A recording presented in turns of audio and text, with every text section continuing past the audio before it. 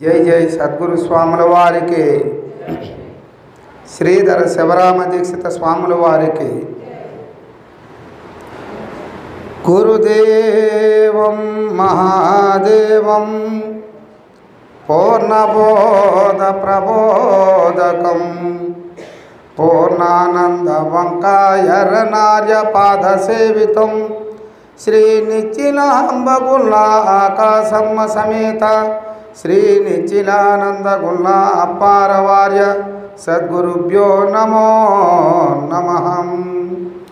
శ్రీ నిచ్చిలానందగుల్లా అప్పారవార్య పాద సేవితం శ్రీ కరుణానంద చోడిపల్లి నారాయణార్య సద్గురుభ్యో నమో నమః.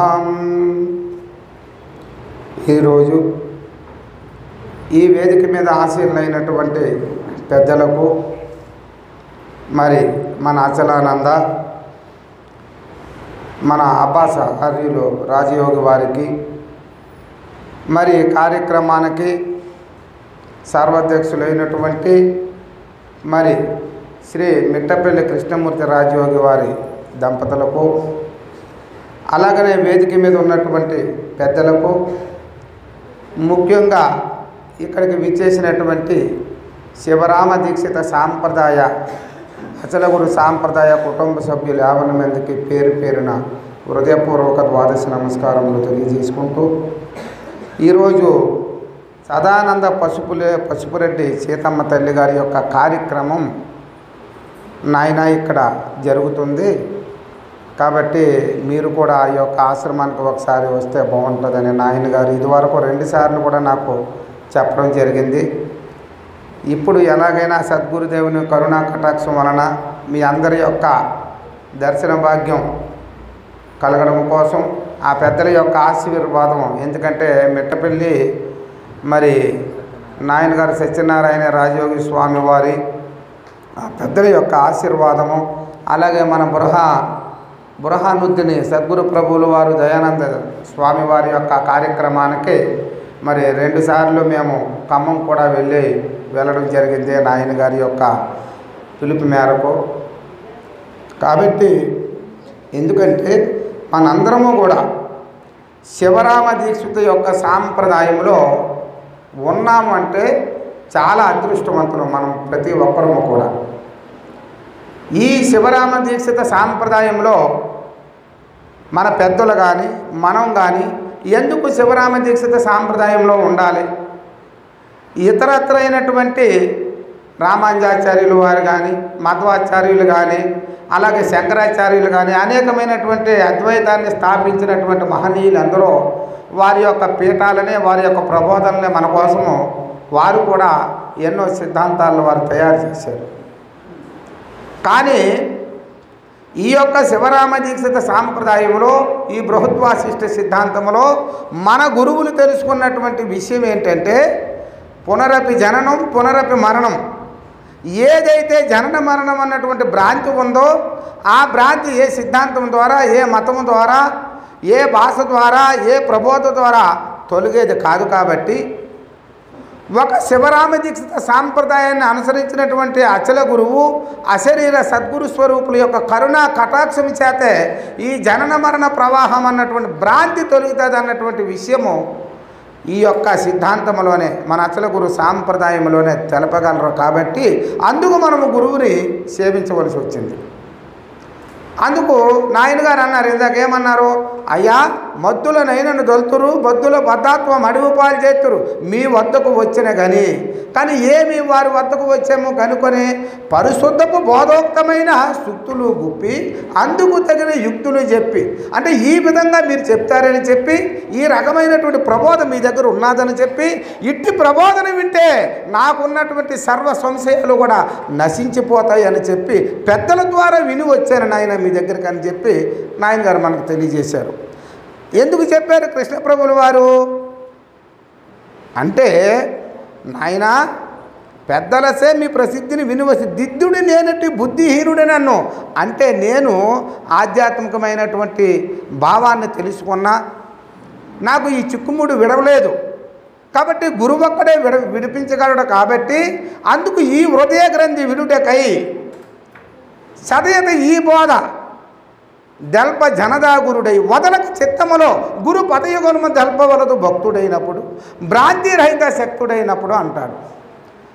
కుదరదు ఇవి రెండు గురు శిష్యులకు లేక కదలిక లేనట్టి ఘనబోధోక్త స్థితి భక్తుడైనప్పుడు భ్రాంతి రహిత శక్తుడైనప్పుడు అంటాడు. అంటే ఈ హృదయ గ్రంథి ఏదైతే ఈ అధిష్టాన చైతన్య బ్రహ్మ స్వరూపమై ఉన్నాదో అటువంటి హృదయ గ్రంథిని విడనాడాలి అంటే ఈ హృదయ గ్రంథి విరుటకై సదయత ఈ బోధ తెల్ప అంటే అనునిత్యము కూడా ఈ బోధన తెలిపేటటువంటి గురువు సద్గురువు కావాలి మనకి. ఆ సద్గురువు ఎలాంటి వాడై ఉండాలి? అశరీర గురువై ఉండాలి. ఎటువంటి సంశయాన్ని కూడా దాచుకోకుండా నిజ నిర్ణయాన్ని తెలియజేసినటువంటి మహనీయులు ఈ పెద్దలందరూ కూడా. అందుకే ఈరోజు పూజింపబడుతున్నారు.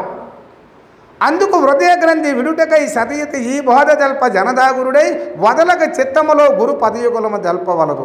ఎప్పుడు? భక్తుడైనప్పుడు. అంటే ఆ భక్తుడు ఎలాంటి వాడై ఉండాలి? భ్రాంతి రహిత ఆసక్తుడైనప్పుడు. అంటే ఎటువంటి భ్రాంతి కూడా గురువు చెప్పిన తర్వాతను ఏ కోసాన్ని కూడా మన భ్రాంతి అనేది ఉండకూడదు.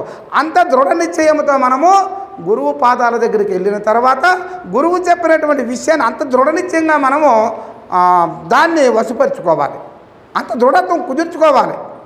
అటువంటి భ్రాంతి రహిత శక్తుడైనప్పుడు కుదరదు ఇవి రెండు గురు శిష్యుల యొక్క గురువు చెప్పే విషయాన్ని శిష్యుడు ఆచరించే పద్ధతిని ఈ రెండు కూడా లేకపోతే కుదరదు. ఇవి రెండు గురు శిష్యులకు లేక కదలిక లేనట్టి అదేంటి? ఆ సనాతనమైనటువంటి శాశ్వతమైనటువంటిది సర్వకాల సర్వావస్థల యందు కూడా ఒకే రీతిగా ఉన్నటువంటిది కదలిక లేనట్టి ఘనబోధోక్త స్థితి. అటు ఘనమైనటువంటి బోధ అంటే ఘనమైనటువంటిది అంటే ఈ బోధ ఎలాంటిది అంటే ఘనమైనటువంటిది అంటే మహోత్తరమైనటువంటిది, గొప్పది. కాబట్టి ఘనమైనటువంటి ఈ బోధని ఈ అశరీర గురువులు మాత్రమే మనకు తెలపగలరు. ఇతరులు ఎవరూ కూడా ఈ బోధను తెలపలేరు. అందుకే అంటాడు పూర్ణబోధ కొరకు పురుషుండు బహుజన్మ పుణ్యవశము చేత పుట్టవలయో అట్లగాకపోతే అతి కష్ట సాధ్యంబు అకుల జీవసంగ ఆత్మలింగ. నాయన ఈ పూర్ణ బోధ కొరకు పురుషుండు బహుజన్మ పుణ్యవశం చేత పుట్టాలట. అంటే ఎన్నో జన్మల తానిక పుణ్యము ఉంటేనే తప్ప ఈ పూర్ణ బోధకు అర్హుడు కాదట. కాబట్టి ఇటువంటి పూర్ణ బోధలోని తరింపజేయగలిగినటువంటి వారు ఇప్పుడు ఎంతమంది ఉన్నారు? ఏమని చెప్పాడు? 100కి 100కి నొక్కడొక్కడు చేరునేమన్నా అస్థిరముతనములు గప్పున గురు చేరవలెనన్నా పాపిష్టి జన్మం వెత్తునెందుకు ఫలము ఏదన్నా మోతగల రుద్రాక్షమాలల నీతితో ధరించి తొడిగిన సత్యము జ్ఞానంబు గానక నిత్య మోక్షము పొందజాలరు. అంటే మహనీయుడు చూడండి చెప్తాడు, అయ్యా ఎన్ని చెప్పినా ఎన్ని చేసినా ముందు ఇక్కడ ఏమన్నాడు? అస్థిరమైనటువంటి తనువిది. కాబట్టి గొక్కున వెంటనే గురువుని చేరాలి. అస్థిరమ తనుములు గొక్కున గురు చేరవలనన్నా పాపిష్టి జన్మం ఎత్తునందుకు ఫలం ఏదన్నా. ఈ మానవ జన్మ ఎత్తాము, ఎవరికైనా ఎటువంటి కష్టం లేకోకుండా ఉన్నటువంటి వారు ఉన్నారా? పేదవాడి నుండి కుబేరుడి వరకు కూడా ఏదో ఒక ఆవేదన దాని మనసుని వెంటాడుతూనే ఉంటుంది. కానీ ఈ ఎటువంటి ఆవేదన లేనటువంటి బోధ ఏదైనా ఉందంటే గురు బోధ. ఏ బోధ వింటే అన్ని బాధలు కూడా తొలగిపోతాయో అటువంటి బోధ ఈ గురువులు చెప్పేటటువంటి బోధ. అందుకంటాడు బాధలేని బోధ బ్రతికినన్నాళ్ళు ఈ భావమెరుగు తిరుగు భాగ్యశాలి హరిహరాదులకును అదుకుండు తానయా అకుల జీవసంగ ఆత్మలింగ. నాయన ఏ బోధ వింటే బాధ లేకోకుండా పోతాదో అటువంటి గొప్ప బోధరా నాయన ఈ గురువులు చెప్పే బోధ. అందుకు బాధ లేని బోధ. ఈ బోధనేమన్నాడు? బ్రతికినన్నాళ్ళు చచ్చే వరకు నిద్ర వచ్చే వరకు ఈ తను ఉన్నంత వరకు కూడా ఈ బాధ లేని బోధ బ్రతికినన్నాళ్ళు ఈ భావం ఎరుగు తిరుగు. ఏదైతే ఈ యొక్క గురు ధర్మములో గురు మర్మములో గురువు చెప్పినటువంటి యొక్క భావనలో కూడుకొని ఉన్నటువంటి మర్మం ఏదైతే ఉందో అటువంటి పరమ రహస్యాన్ని తెలుసుకొని ఈ భావం ఎరుగు తిరుగు అటువంటి వాడు భాగ్యశాలి అన్నాడు. ఎలాంటి భాగ్యశాలి? హరిహరాదులకు అదుకుండు తానయ్యా బ్రహ్మ విష్ణు శివ రుద్రుల కంటే అతీతమైనటువంటి వాడట. అంటే ఎంత గొప్పవాడో చూడండి. ఈ శివరామ దీక్షిత సాంప్రదాయంలో ఉన్నటువంటి సద్గురువుల ద్వారా ఈ ప్రబోధన కనుక్కున్నటువంటి ఒక ప్రబోధకులు ఎంత గొప్పవారో, ఈ ఆచరణ పరులు ఎంత గొప్పవారో అంటే అర్హ రాజులకు నదుకుండు తానయ్య. కాబట్టి ఇలాంటి విచారణ ఎక్కడ దొరుకుతుంది మనకి? ఈ భూప్రపంచంలో ఎవరు కూడా అందించలేరు. ఒక్క అశరీర గురువు మాత్రమే నీ సర్వ సంశయాల్ని కూడా నివృత్తి చేయగలిగే సత్తా ఉన్నటువంటి వాడు ఈ భూప్రపంచంలో ఉన్నాడంటే ఒక అచల గురువు మాత్రమే. ఇంకా ఎటువంటి గురువులున్నా భ్రాంతిని మనకి కలిగించేవారే కానీ భ్రాంతిని తొలగించే గురువులు కారు. కాబట్టి ఈ భ్రాంతిని తొలగించే గురువులు ఎవరంటే ఈ అచల గురువులు. కాబట్టి అందుకు ఏమంటాడు, ఎరుక భ్రమ గలుగు శిష్యుని పరితాపము మార్పునట్టి పండితుడెతడో గురుడతడే కాని గురువులు గురువులమని పొట్ట కొరకు గునిగేవారెల్లా వారికి బోధ తెలియుట కల్లా పరిపూర్ణమును లేని ఎరుకను చూపించి పరిపూర్ణమును లేని ఎరుక నేర్పడగలపు ఎరుకను విడిపించుట ఎరుగక గురువులై గొనిగేవారల్లా వారికి బోధ తెలియుట కల్లా అన్నాడు. అంటే చూడండి, ఎరుక భ్రమ గలుగు శిష్యుని ఎవరికైతే ఎరుకనే భ్రమ ఉందో ఆ భ్రమను కలిగింప చేస్తుందో అటువంటి భ్రమను తొలగించేటటువంటి గురువు కావాలట. ఎరుక భ్రమ గలుగు శిష్యుని అటువంటి శిష్యునికి పరితాపము ఏ కోసాన్ని కూడా సంశయం లేకోకుండా మాన్పునట్టు పండితుడు ఎక్కడో గురుడు అక్కడ. అటువంటి గురుడు ఆ గురువులు ఎక్కడ ఉంటారు అంటే ఇప్పుడు మన చుట్టే ఉన్నారు. ఈ గురువులు అశరీర గురువులు శరీరంతో ఉన్నట్టు కనిపిస్తారు కానీ ఈ శరీరంలో లేనటువంటి భ్రాంతి ఏదైతే ఉన్నానని ఊహించుకుంటుందో ఆ ఉన్నదే లేదురా నాయనని నీకు నిర్ధారణ చేసి నీకు యథార్థాన్ని తెలియజేసేటటువంటి గురువులు. అది ఎవరు చెప్పగలరు? ఎక్కడికి వెళ్ళినా భ్రాంతితో కూడుకున్నటువంటి మార్గాన్ని బోధించడానికి వేల మంది గురువులు ఉన్నారు కానీ భ్రాంతిని నిర్మూలన చేయగలిగే గురువులు మాత్రము ఒక అచల గురు సాంప్రదాయంలోనే ఉన్నారు. అందుకు ఎరుక భ్రమ గలుగు శిష్యుని పరితాపము మార్పినట్టు పండితుడెతడో గురుడతడే కాని గురువులు గురువులమని పొట్ట కొరకు గొనిగేవారల్లా వారికి బోధ తెలియుట కల్లా. వారికి బోధ తెలియదు. ఎందుకు తెలియదు అన్నాడు? ఆయన ఒక మాట చెప్తాడు, వ్యాసభాసలెరిగి కాషాయ వస్త్రములు కట్టగానే ముక్తి కలుగబోదు తలలో బోడులైన తలంపులు బోడులా అకుల జీవ సంగ ఆత్మలింగా. నాయన వ్యాస భాషలెరిగి అంటే ఎన్నో భాషలు నేర్చుకొని ఎన్నో భావాలు నేర్చుకొని దీనికి అనుగుణంగా లేనటువంటి మాటలు నేర్చుకొని కాశీ వస్త్రాలు వేసుకొని రుద్రాక్షలు ధరించుకొని అనేకమైనటువంటి వ్యాసాలతో తిరిగేటటువంటి వారు ఎందరో ఉన్నారు. కానీ వ్యాస భాషలెరిగి కాషాయ వస్త్రములు కట్టగానే ముక్తి కలగబోదు తలలో బోడులైన తలంపులు బోడులా. అంటే మన మనసులో ఈ యొక్క గుండి తీసుకొని ఈ వెంట్రుకలు తీసుకున్నంత మాత్రాన మనసులో ఉన్నటువంటి తలంపులు మారిపోతాయా? కానీ ఈ మనసులో ఉన్నటువంటి తలంపును మార్చగలిగే వ్యక్తి సద్గురువు. అందుకు అటువంటి సద్గురువుని చేరితే ఏదైతే పునరపి జననం పునరపి మరణం అన్నటువంటి భ్రాంతి ఉందో ఆ భ్రాంతిని సమూలంగా దాన్ని నిర్మూలించి నీ నిజస్వరూపం ఏదో నీవనే వస్తువేదో నువ్వు కానిదేదో దానిని యథార్థంగా తెలియజేస్తాడు గురువు. అందుకు గురువు దగ్గర ఎటువంటి సంశయం ఉండదు. అందుకే గురువు నిస్వార్థపరుడు. గురువుకి ఎటువంటి స్వార్థం ఉండదు. ఉన్న యథార్థాన్ని ఉన్నట్లుగా బోధించేటటువంటి వారే ఈ అచల గురువులు. కాబట్టి అచల గురువులకి మించినటువంటి వారు ఈ సృష్టిలో ఎవరూ లేరు. అంటే అచల గురువులు ఎలాగంటే వ్యాసాలు వేసుకోరు, భూషణాలు ధరించరు, అనేక రకమైనటువంటి వ్యవహారాలతోటి కూడుకొని ఉండరు. వారు ఏది చెప్పాలో ఏది వినిపించాలో ఏది వినాలో అది మాత్రమే చెప్తారు. వారు చెప్పినటువంటి ఆ విషయాన్ని మనము ఖచ్చితంగా మనం గ్రహిస్తే మనకున్నటువంటి ఏ భ్రాంతి అయితే ఉందో ఆ భ్రాంతి ఖచ్చితంగా తొలగిపోతుంది. అంత గొప్ప సిద్ధాంతంలో మనందరము కూడా ఉన్నాము. అంటే మనం ఎంత గొప్ప వాళ్ళము. కాబట్టి ఏది బాధ లేనటువంటిది ఏది? ఈ బోధలో ఉన్నంతసేపు ఎవరికి కూడా మనసు నిశ్చలంగా కుదిరితే ఎటువంటి ఆలోచన కూడా రాదు. అంత గొప్ప బోధ. అటువంటి గొప్ప బోధని మనము ఆచరిస్తే మనంతటి గొప్ప వాళ్ళు ఎవరు ఉండరు. అందుకు శివరామదీస్తుల వారు, మరి శ్రీధర్ల వారు, భాగవతుల కృష్ణ ప్రభువులు వీళ్ళందరూ కూడా మరి ఎంత చక్కగా వాళ్ళు ఆచరించి వాళ్ళు అనేకమైనటువంటి శాస్త్రాలు చదివి, అనేక గ్రంథాలు చదివి, భారత, భాగవత, రామాయణ, భగవద్గీత ఎన్నో విచారణ చేసినటువంటి వారు.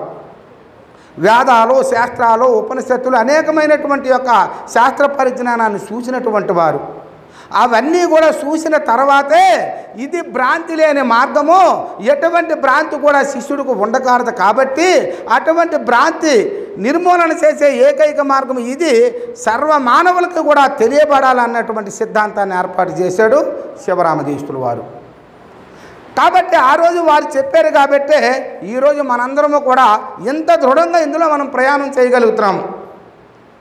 అది మన అదృష్ట భాగ్యము. కాబట్టి ఇటువంటి సాంప్రదాయంలో మహనీయులు ఎంతమంది ఎన్ని విషయాలు తెలియజేశారు. ఆయన అంటాడు, అలసతుర్వేద మహావాక్యముల యందు నీవే బ్రహ్మము బ్రహ్మ నీవేయనోచు, ఉపనిషద్భాష్యంబులు ఊహించి వెతికినా నీవే బ్రహ్మము బ్రహ్మ నీవేయనోచు, యోగ సాధనములలో యుక్తి సాధించిన నీవే బ్రహ్మము బ్రహ్మ నీవేయనోచు, మంత్రశాస్త్రంబులు మర్మములు తెలిసిన నీవే బ్రహ్మము బ్రహ్మ నీవేయనోచు, వేద వేదాంత సిద్ధాంత వెత్తలల్లా నిశ్చయింతురు నిత్యంబు నిగమ వినూత, రమ్య గుణధామ భద్రాద్రి రామ పరశురామ నరసింహదాస సంరక్షిత. నాయనా, అలా చతుర్వేదాలు 4 వేదాలు చదివినా కూడా ఏమని చెప్పింది? అయ్యా నీవే బ్రహ్మము అని చెప్పింది. ఉపనిషద్భాష్యంబులు ఊహించి వెతికినా, ఎన్ని ఉపనిషత్తులు వెతికి చూసినా ఏదయ్యా బ్రహ్మం అంటే నీవే బ్రహ్మమని చెప్పింది. ఎన్నో యోగాలు చేశాడు, ముద్రలు చేశాడు, అనేకమైనటువంటివి కూడా చేసినా ఏమన్నాడు? నీవే బ్రహ్మం అని చెప్పింది. ఇంకా మంత్రశాస్త్రములు మర్మములు తెలిసిన సప్తకోటి మహామంత్రాల్లో కూడా దాన్ని విచారణ చేసి చూస్తే, పఠనం చేసి చూస్తే నీవే బ్రహ్మమని చెప్పాడు. కాబట్టి ఎవరు చెప్పారు ఇవన్నీ? ఆ బ్రహ్మం ఎక్కడుంది? నీ అందునే ఉంది. అంటే నీవే బ్రహ్మము. అందుకేమన్నాడు? అయమాత్మ బ్రహ్మ, తత్వమసి బ్రహ్మ, ప్రజ్ఞానం బ్రహ్మ, అహం బ్రహ్మస్మి అన్నారు. అంటే వేదాలలో వాక్యాలను కూడా తీసుకొచ్చి పెద్దలు సూక్ష్మంగా మన ముందున పెట్టారు. ఎందుకని పెట్టారు? ఆ వేదాలన్నీ చదవాలంటే ఈరోజు మనం చదవలేము. ఒక వేదం చదవాలంటే 12 సంవత్సరాలు పడుతుందట. అంటే 4 వేదాలు చదివితే 50 సంవత్సరాలు ఈ 4 వేదాలతో మన జీవితం సరిపోతుంది. 48 సంవత్సరాలు బ్రతుకుతామని ఏమన్నా మనకు ఒక నికరం ఉందా? క్షణభంగరు మీ తనువు క్షణ సుఖమన మన పనులు. ఇది బాల్యమందో, ప్రాయమందో, యవనమందో, ముసలియందో, మునమయందో, ఎక్కడో ఏ క్షణముని ఎలాగపోతుందో ఎవరికి తెలియదు. కాబట్టి ఎంత విచారణతో కూడుకున్నటువంటి దాన్ని వారు ఏం చేశారంటే అతి సూక్ష్మాతి సూక్ష్మంగా అందులో ఉన్నటువంటి పరమ రహస్యాలన్నీ కూడా సమకూర్చి వారు సూక్ష్మంగా ఒక చిన్న గ్రంథాలు తయారు చేసి రాబోయే తరము వారికి ఎంత సూక్ష్మంగా ఇది అందిస్తే అంత సూక్ష్మంగా వారు నేర్చుకొని, వారు చదువుకొని, వారు గురువుల ద్వారా పఠన చేసి, వారు గురుసేవ చేసి, వారు గురువుల యొక్క విద్యాభ్యాసాన్ని ఆపాదించి అప్పుడు ఇందులో ఉన్నటువంటి పరమరహస్యాన్ని సూక్ష్మంగా తెలుసుకోగలుగుతారు అని చెప్పి మనకి చాలా అతి సూక్ష్మంగా మనం ముందర పెట్టారు మహాత్ములు. అంటే మనం ఎంత గొప్ప వాళ్ళము. ఇప్పుడు భోజనము, అనేకమైనటువంటి కూరలు ఇవన్నీ తయారు చేసి మీరు ఎంతో సూక్ష్మ తెచ్చి ఒక ఆకులో తెచ్చి ఇస్తే శుభ్రంగా కూర్చొని 5 నిమిషాల్లో తినేసాం. అలాగను వారు ఏం చేశారంటే సర్వ గ్రంథాల సారాంశంలో ఉన్నటువంటి సారాంశాన్ని తీసి ఒక గ్రంథ రూపంలో పెట్టారు. అది కూడా మనము విచారణ చేస్తే సూక్ష్మంగా ఈ యొక్క గురు కరుణా కటాక్షం ద్వారా మనం ఉన్నటువంటి విషయాన్ని తెలుసుకోగలం. అందుకేం చెప్తాడు? అవన్నీ తెలియాలంటే చెప్పాడు. ఆయన ఏమన్నాడు? షోడశి కళలతో సొంపు మీరిన దాన్ని ఎరుకమ్మ నా పేరు ఎరుగరమ్మ, పంచభూతాలతో పరవశించటు దాన్ని ఎరుకమ్మ నా పేరు ఎరుగరమ్మ. సప్త చక్రాలపై సరసమాడటు దాన్ని ఎరుకమ్మ నా పేరు ఎరుగరమ్మ. పరమ పావనంచు 10 మంది కొలచేరు ఎరుకమ్మ నా పేరు ఎరుగరమ్మ. ఎన్ని అయితేనేమి శివరాముడు ఎన్నడైనా ఉన్నదన్నాడ బయలులో ఉత్తదంటే దండమిడి జారుకుంటాను ధరణిలోన పూర్ణ బోధను మిల్చిన బోధలేదు. నాయన ఈ 16 కళలతో విరజిల్లుతున్నటువంటి ఎరుక స్వరూపం ఏదైతే ఉందో అది నీ దగ్గర నువ్వే విచారణ చేస్తే ఏమని చెప్పాడు? అయ్యా 16 కళలతో విరజిల్లినటువంటిది కూడా ఎరుకేరా నాయన. ఈ పంచభూతాలతో పరివర్తనం చెందినటువంటిది కూడా ఎరుకే. సప్త చక్రాలపై సరసమాడేది దినముకి 21,600 జపాలు చేసుకుంటూ ఈ అంశలను నడిపిస్తూ ఉండేటటువంటి దాన్ని కూడా ఏమన్నాడు? అది కూడా ఎరుకేరా నాయన. పరమ పావన నుంచి 10 మంది కొలిసారు. ఓ పార్వతీదేవి అని, ముక్తికాంత్ అని, అమ్మవారని అనేక రకాలుగా అనేక నామాలతో కొలిసారు. ఓ లక్ష్మీదేవి అని, ఇప్పుడు లక్ష్మీదేవి వ్రతం ఉంది. ఎన్నో రకాలైనటువంటి వంటకాలు ఇవన్నీ కూడా మనం తయారు చేసి లక్ష్మీదేవి ముందర పెడతాం. అలాగా ఈ ఆత్మతో అవగాహన చేసుకున్నటువంటి ప్రతిదీ కూడా ఈ అధిష్టాన చైతన్య బ్రహ్మంతో తోడై ప్రతి జ్ఞానంతో మిళితమై చేసినటువంటి విషయాన్ని అంతటిని కూడా ఏమన్నాడు? ఎరుకమ్మ నా పేరు ఎరుగరమ్మ. ఎన్ని అయితేనేమి శివరాముడు ఎన్నడైనా నాయన ఇవి ఎన్ని రకాలుగా ఉంటేనేమి శివరాముడు ఎన్నడైనా ఉన్నదన్నాడా బయలులో వత్తదంటి నాయన. బయలులో ఎరుకెప్పుడు కూడా లేదు. అందుకు ఉన్నది పరిపూర్ణము లేనిదెరుక ఎనుసు లెస్సక దృఢము. అంటే ఉన్నది పరిపూర్ణము, లేనటువంటిది ఈ ఎరుక అనే విషయం నీకు తెలియాలంటే ఎక్కడ తెలుస్తుంది? ఒక గురువు ద్వారా మాత్రమే తెలియగలదు. ఈ పరిపూర్ణ బోధన తెలపగలిగేవాడు ఒక్క ఈ సృష్టిలో ఈ అచల గురువు మాత్రమే. ఇతరులు ఎవరో కూడా అటువంటి మర్మాన్ని తెలపలేరు. అందుకే అతి రహస్యం బట్టబయలు అన్నారు పెద్దలు. ఊరికే చెప్పలేదు, అతి రహస్యము ఈ బట్టబయలు అన్నటువంటి విషయము. కాబట్టి అతి రహస్యమైనటువంటిది ఎలాగైతే రహస్యంగా ఉందో అందుకు తనుమను ధనమును గురునకు వినయంబున దారబోసి వేడుక గురునిచే అనువైన బోధ ఒడిసిన ఘనమగు మతిమంతునకు చాటి గలదా ఈ భూమిని అంటాడు కృష్ణ ప్రభువులు. నాయన తనువు ధనము మనసు ప్రాణములు ఇవన్నీ కూడా గురువుకి దారబోసి టైం అయిపోయిందా? దారబోసి అప్పుడు ఆ గురువు దగ్గర మనకి ఏమి కావాలో అంటే ఊరికే రాదు కదా. ఇప్పుడు పని చేసేవాడికి ఫలితం వస్తుంది, పని చేయలేనటువంటి వాడికి ఫలితం వస్తుందా? కాబట్టి గురువుకి తనుమని ధనములు ఇచ్చేసాము అని మనం అనుకుంటున్నాము. కానీ నిజముగా ఖచ్చితంగా గురువుకి తనుమని ధనములు ఇచ్చామా? అమ్మ నీ దగ్గర 1 కోటి రూపాయలు 1,00,000 రూపాయలు అవసరం ఉంది ఇవ్వని గురువు అడిగాడు అనుకో, అయ్యో 1,00,000 రూపాయలే అమ్మో గురువుగారు అడిగారు అంటే ఎక్కడ లోపము ఉన్నదా లేదా? అందుకు ఇచ్చేది ఏంటి? తనుమను ధనమును గురువునకు వినయంబుకు నువ్వు దారబోసిన తర్వాతను గురువుకి పరిచర్యలు అనార్చినట్టు పద్ధతి గనిన ఎవరైతే గురువుకి ఆత్మ అంగ స్థాన భావ శుశ్రూషలు చేసి తరింపజేయగలుగుతారో తరిస్తారో వారు ఖచ్చితమైనటువంటి శిష్యులు. అందుకు రాజుగారికి గురువు గారికో పుండు పుట్టిందట. గురువు గారికో పుండు పుడితే ఆ గురువు గారికి 10 మంది శిష్యులు ఎంతోమంది శిష్యులు ఉన్నారట. ఆడు పాపం ఆ గురువుగారు ఒరేయ్ కాలు బాగా వాసిపోయి పెద్ద పుండు పుట్టేసి అసలు బాధ అయిపోతుంది నాయనా, ఒక్కసారి వచ్చి అది అలాగా నువ్వు చప్పరించినట్లయితే ఆ బాధ పోతుందిరా నాయన అన్నాడంట. అరే గురువుగారికి పుండు పుట్టిందంట, ఆ పుండిని నేను వెళ్ళి చప్పరించాలట. మంచి భలేగుంది. ఈయన కాకపోతే ఇంకో గురువు కానీ నీకు నమస్కారం నాయన నాకు పని ఉంది అలాగే ఎంతమందిని పిలిస్తే అంతమంది వెళ్ళిపోయారట.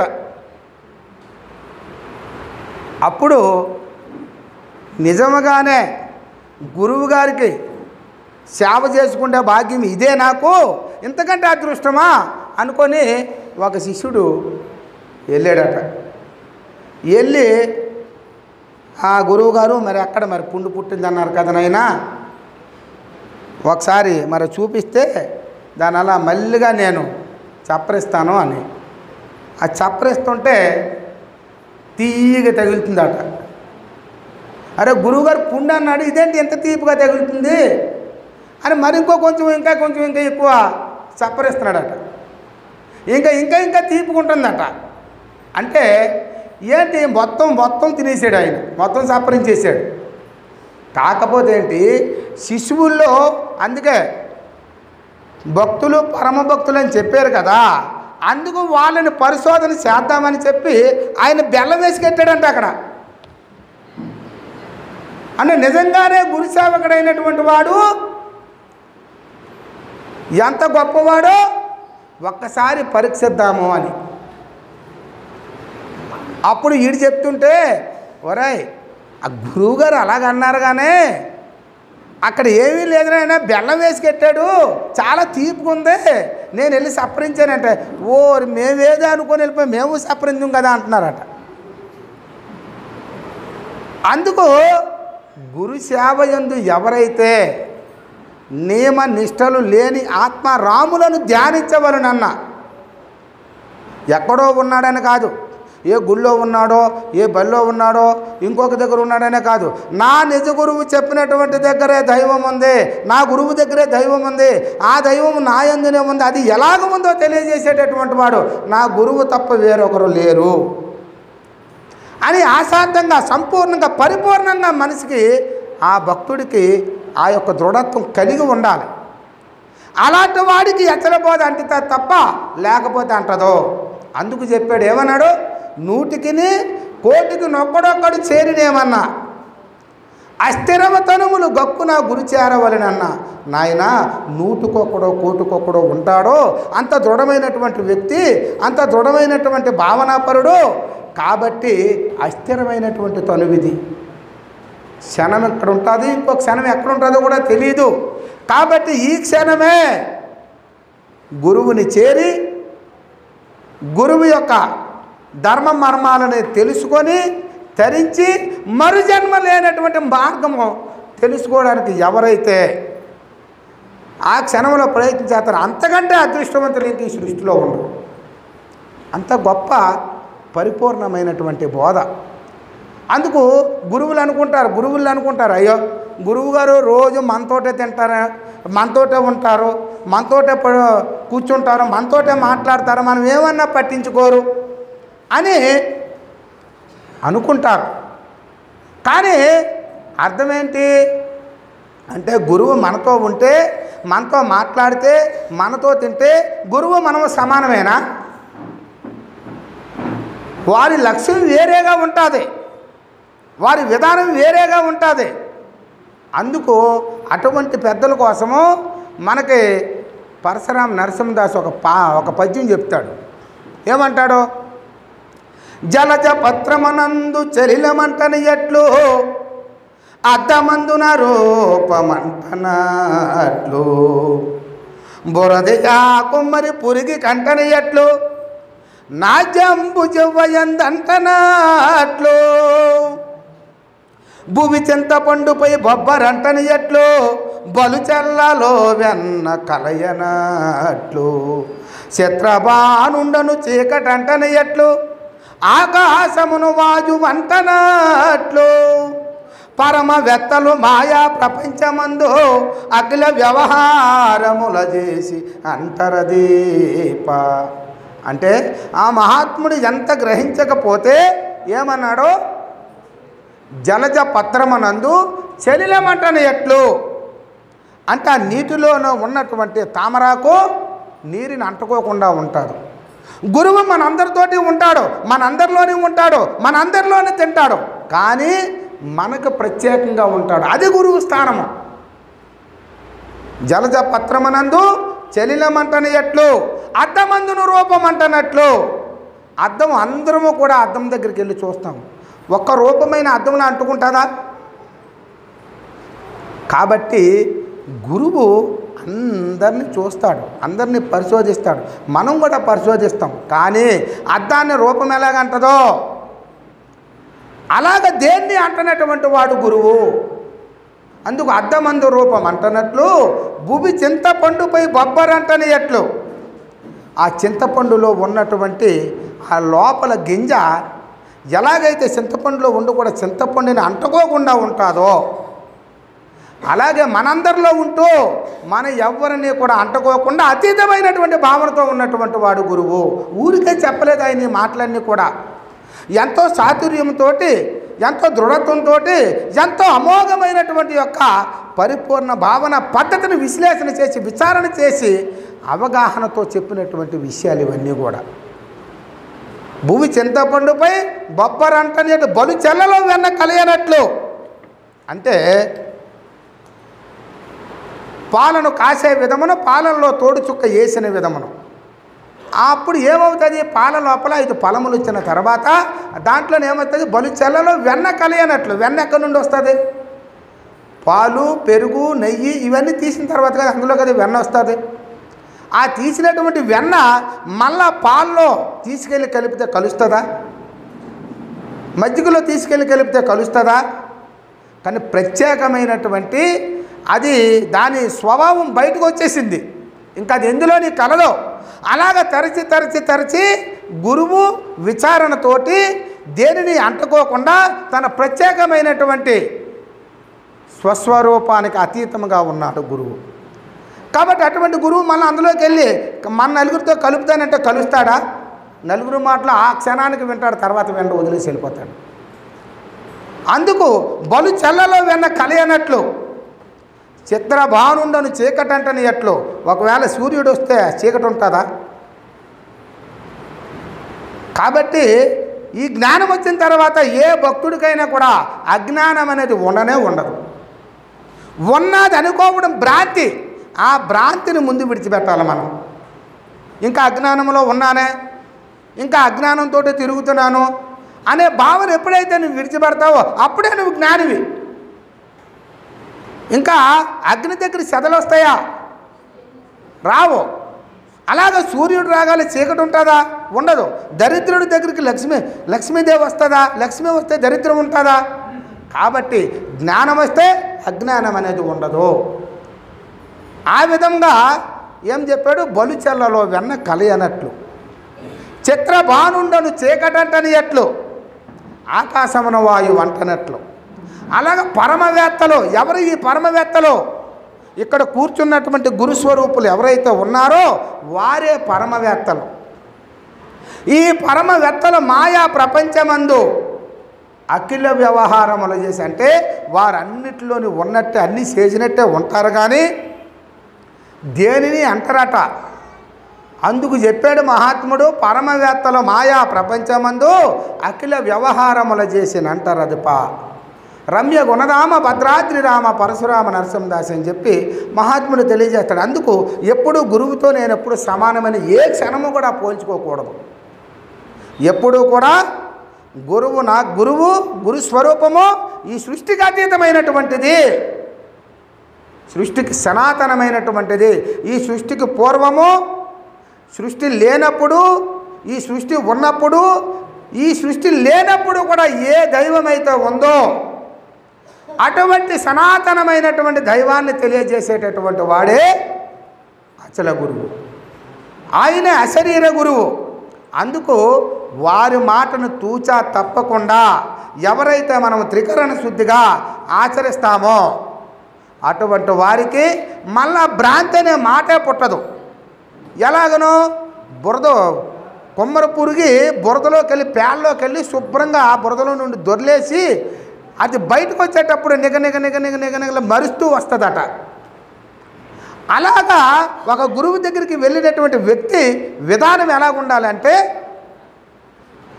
మనం ఎంత బాడిలోకి వెళ్ళినా కూడా అటు నుండి వచ్చేటప్పుడు ఎలాగైతే కలకలాడుతూ ఆ పురుగు కుమ్మర పురుగు వస్తుందో, జ్ఞానము గురువు దగ్గర నేర్చుకున్నటువంటి జ్ఞానం చేత, ఆ బోధాగ్ని చేత మనము కూడా ఖచ్చితంగా అలాగే గురువు దగ్గరికి వెళ్ళినటువంటి యొక్క సత్తానే ఖచ్చితంగా మనం నేర్చుకొని, గురువు చెప్పినటువంటి విషయాన్ని తెలుసుకొని, గురువు చెప్పినటువంటి దైవాన్ని దర్శించి, మరు జన్మ లేనటువంటి యొక్క మార్గాన్ని ప్రతి ఒక్కరూ కూడా తరించి శివరామ దీక్షిత సాంప్రదాయాన్ని అందరూ కూడా ముందుకి నడవడానికి ప్రోత్సహించాలని, శివరామది సాంప్రదాయాన్ని మరికొన్ని తరాలకి ఉండే విధంగా మనతో పాటు మన పిల్లల్లో కూడా ఈ సాంప్రదాయంలో తీసుకొచ్చి వారిని కూడా ప్రవేశపెట్టాలని మరి తెలియజేస్తూ, ఈ సదావకాశం ఇచ్చినటువంటి పెద్దలకు హృదయపూర్వక ధన్యవాదములు తెలియజేసుకుంటూ, మరి మాది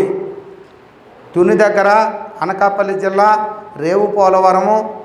మరి మా ఊర్లో కూడా ఎప్పుడో 40 సంవత్సరాలుగా పెద్దల ఆశ్రమాన్ని నిర్మించడం జరిగింది. అది ఒక సముద్రం ఒడ్డున ఉంటుంది ఊరు. ఏవో మేము కూడా అప్పుడప్పుడు అలా చిన్న చిన్న కార్యక్రమాలు చేస్తూ ఉంటాము. కాబట్టి ఈ సదవకాశాన్ని ఇచ్చి పెద్దలు ఇక్కడికి మమ్మల్ని పిలిపించి మరి మీ అందరి దర్శన భాగ్యాన్ని కలిగించినందుకు మరొకసారి సోదరి మనందరికీ కూడా హృదయపూర్వక ధన్యవాదములు తెలియజేసుకుంటూ మరి నేను ఇంతటితో విరమించుకుంటున్నాను. జై సద్గురు బ్రహ్మ మహారాజుకి. అందరికీ జై గురు. మరిన్ని ఆధ్యాత్మిక రహస్యాల కోసం అచల బోధ, ఆత్మబోధ, భగవద్గీత, అలాగే పండుగల్లో దాగిన అర్థాలు, అంతరార్థాల కోసం మరియు యోగము, ధ్యానము మొదలైన అనేక ఆధ్యాత్మిక తెలుగు ప్రవచనాల కోసం క్రింద ఉన్నటువంటి రెడ్ కలర్ సబ్స్క్రైబ్ బటన్ను క్లిక్ చేయండి. అలాగే ప్రక్కనే ఉన్నటువంటి గంట సింబల్ను నొక్కండి. అలాగే ఈ వీడియో మీకు నచ్చినట్లయితే లైక్ చేయండి మరియు షేర్ చేయండి. జై గురు.